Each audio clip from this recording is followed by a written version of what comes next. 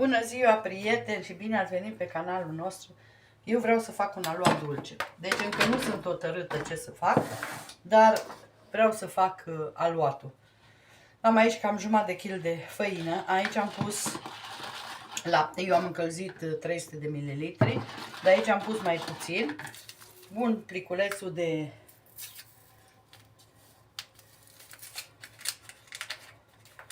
drojdie, 7 grame.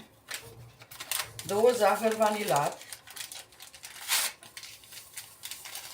Deci fac un aluat dulce, ca pentru gogoși. Puțină esență de lămâie. Acum nu știu, fac un ou, pun un ou întreg. Îl separ, pun un ou întreg.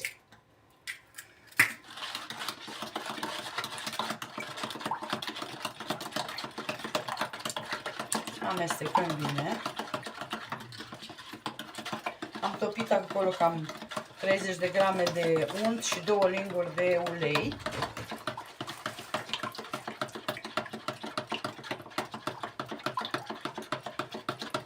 Amestecăm. Haideți să vedem. Punem sare, cam o linguriță de sare. Dragile mele, la noi iar au început să ningă. Deci deja e prea mult. Așa amestecăm și punem, dacă trebuie, și restul de lapte.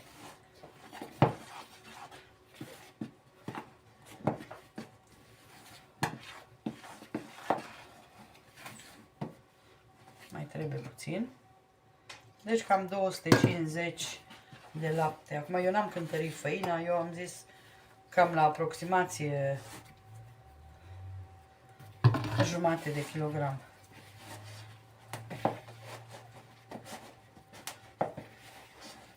Urmăm aluatul și începem să punem din unt. Ca să se poată, deci să nu fie fierbinte, călduț, așa să fie. Ce bine miroase esența de lămâie.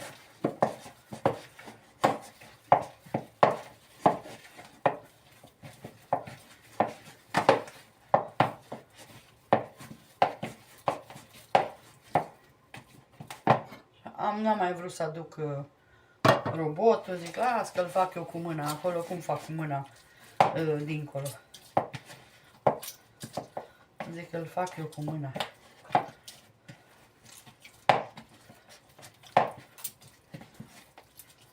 Un aluat simplu. Zahăr puteți să puneți mai mult dacă doriți, dar o să vă crească mai greu atunci.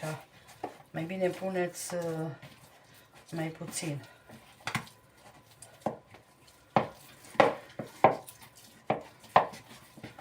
Eu nu îl frământ numai ca să incorporez untul și după aia îl las și mai bine îl întorc mai o dată. Îl las să dospească și după jumătate de oră îl mai frământ puțin. Știți cum fac eu la cozonac.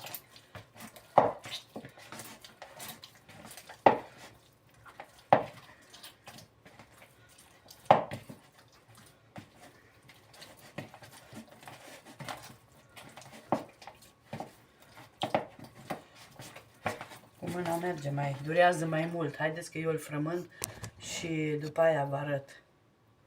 Da, haideți să vedeți, uitați, aluatul nostru nu se mai prinde de mâini.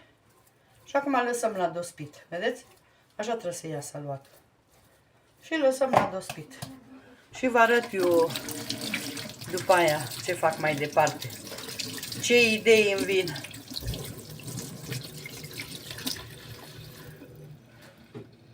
Să vă arăt, acum ne ungem mâinile puțin cu ulei și îl luăm și îl facem așa, ca să crească un aluat fain. Exact ca la cozonaci, vezi? Știți ce bine miroase esența aia de lămâie? Așa, și acum lăsăm în continuare să crească. Puteți să faceți și gogoși din asta.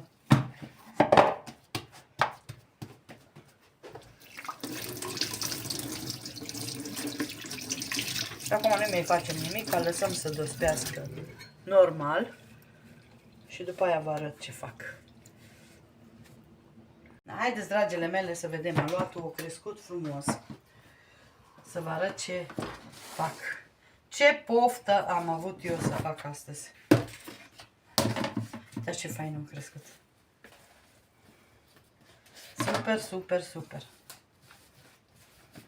Eu aluatul ăsta îl împart în 3. Am 3 forme. Acum las o parte. 2 părți le las aici. Nu le mai frământ ca să nu cadă. Și o parte o întindem aici.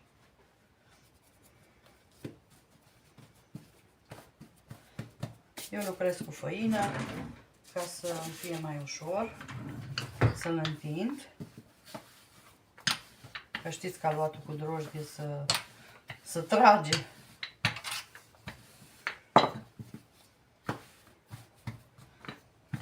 Vreau să fac chiurtoșcolac. Așa mi-a venit poftă de chiurtoșcolac.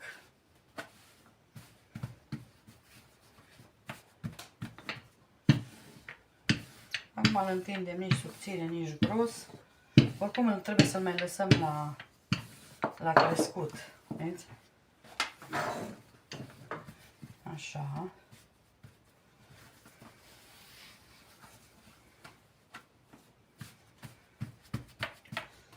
Așa.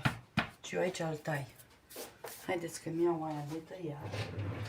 O să iau pe aia cu dinți. Dar nu-i musai. Cu dinți. Puteți să tăiați și cu...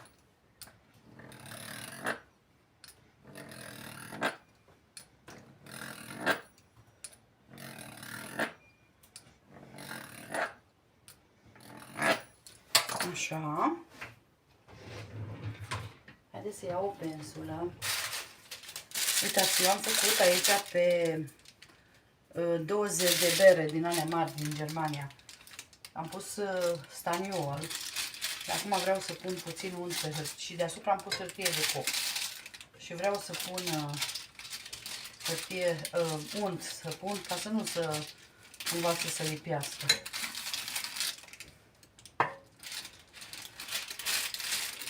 Un topit. Așa.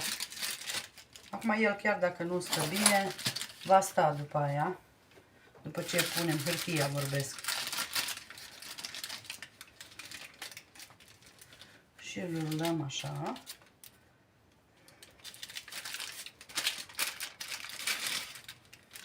Una lângă alta rulăm. Asta e cea mai grea operațiune.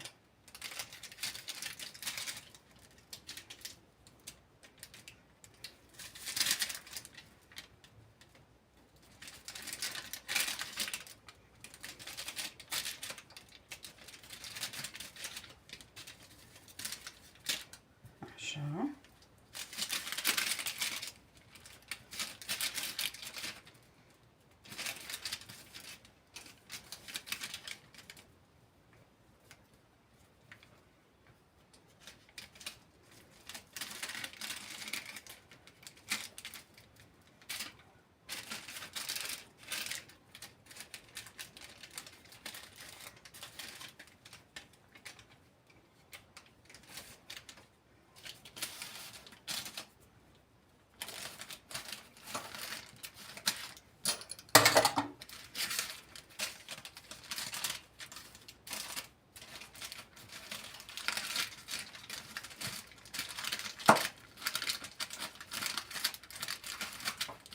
Acum nu iasă, nu vă gândiți că iasă exact ca ăla ce-l cumpărăm noi din piețe și de la festivaluri și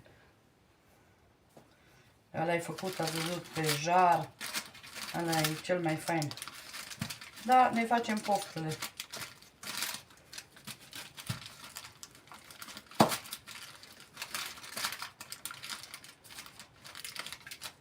Ăla e principalul. Așa.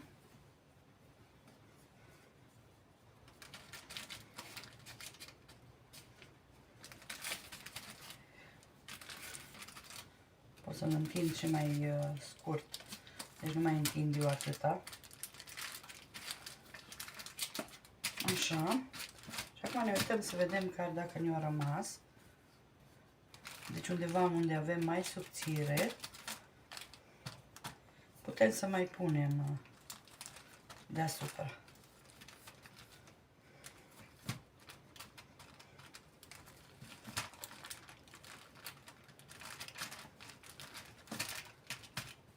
Am mai făcut de mult și de aia nu mai știu exact. Că nu vreau nici subțire să fie aluatul. Dar nu-i problemă.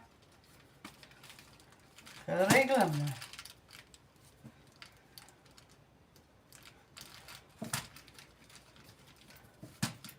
Atât. Numai dăm așa puțin. Așa. Și îl punem în picioare. Vedeți? Hai că mai vă arăt unul și după aia fac eu. Și vă arăt.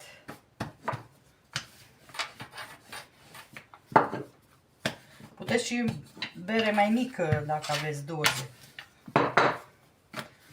Multă lume mai face și pe sticle, dar nu știu de ce eu am așa cu sticlele. Parcă mi-e frică să nu se spargă.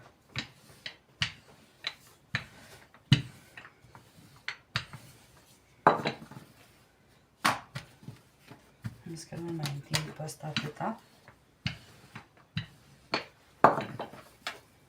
E bine că n-ai bucată mare și atunci rulezi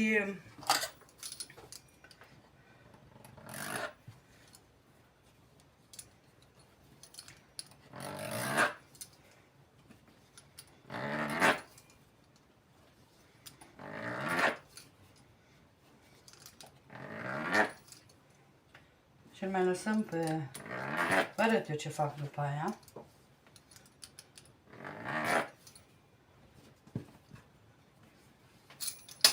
Așa, asta să mai iau o formă și să o ung. Nu trebuie mult, că ia hârtia de foc, dar știți că nu se prinde, dar cât de cât un pic.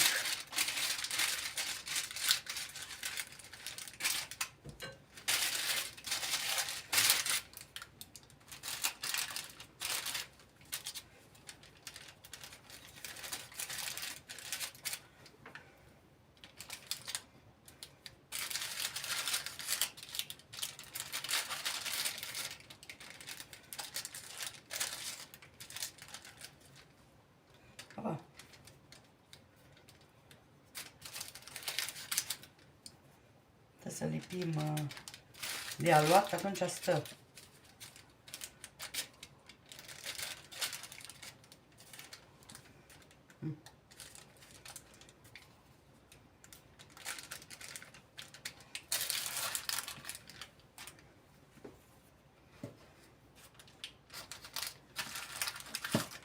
Am zis, asta e cea mai grea operațiune la asta.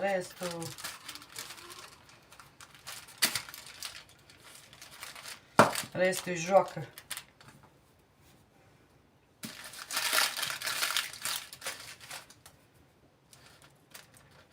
Așa, lipiți ca să vă stea.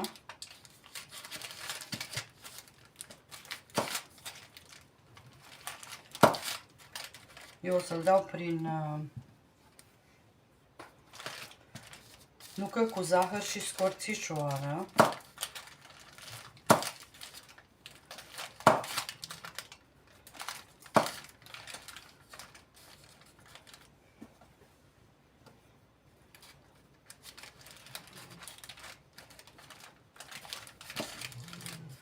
Ce sfore, mă.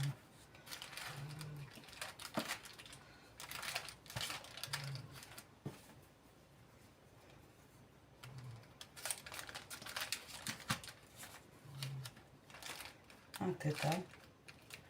Aici îl punem atâta.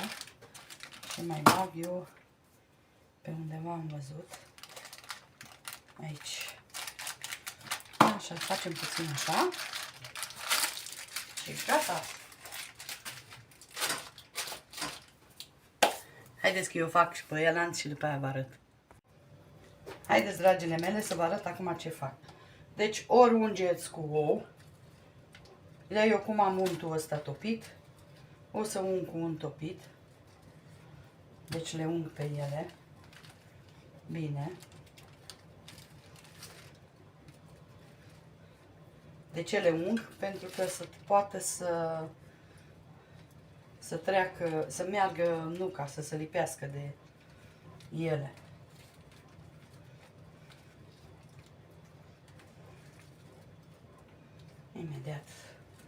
Imediat vă arăt.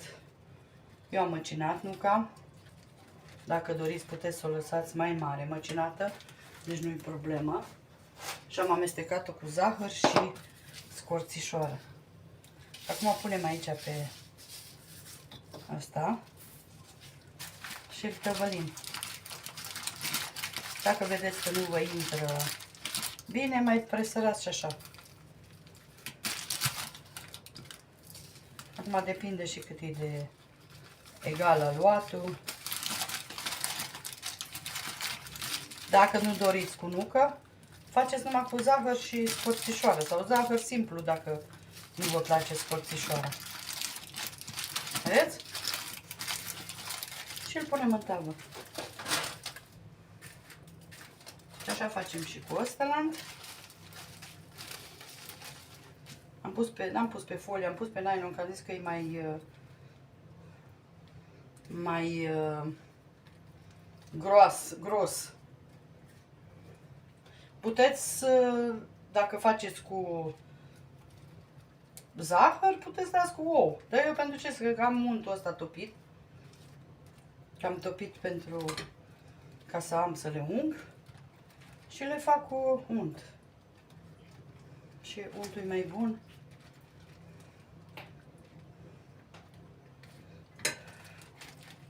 Așa. Deci nu că eu cât să spun că am avut 150 de grame aici făcută.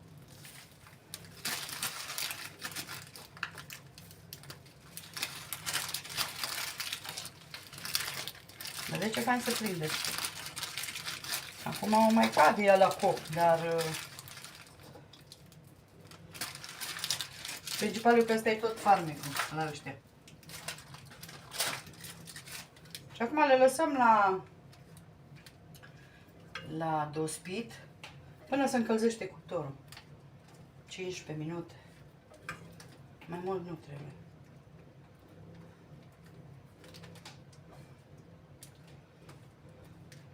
Haideți să mâncăm. L-ați văzut în piețele astea câte au fost de scump și la târgurile de Crăciun. Doamne!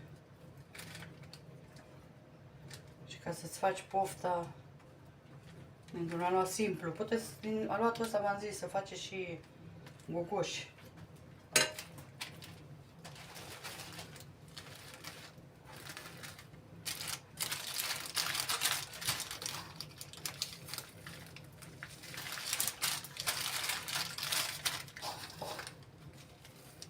Altă lume îl dă după. Îl unge cu miere și îl dă după ce se coace. A mie îmi place să coacă și nuca asta.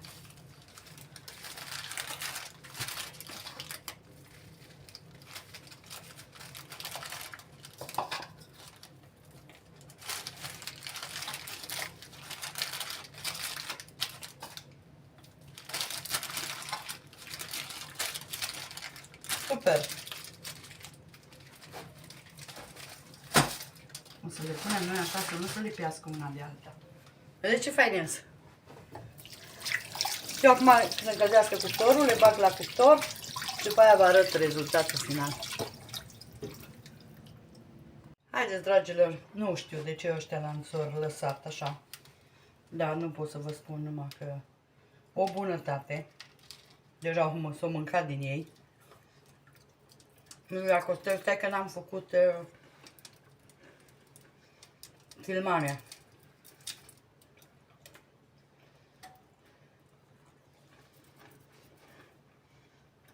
Ăsta singurii care a rămas așa. Nu știu de ce. Poate, uitați ce face becul ăsta.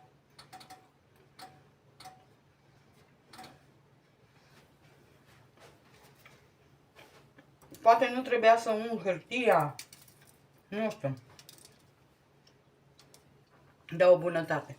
Și dacă îi puneți la cop, poate că i-am pus în picioare, dar eu mai cop. Dacă îi puneți la cop, puneți-i așa. Că eu după aia i-am întors. După aia. Vedeți? Dar ăsta a rămas intact. Unul singur dintre ei. O fac poldă de jos, se vede mai bine. Și uitați ce fain a reșit. Acum depinde și de lumina de la bec, cum bate. Aici arată mai prăjit, dar nu e așa de prăjit. Aici sus a ieșit o bunătate. Sper să încercați și această rețetă. Vă mulțumim! O zi minunată!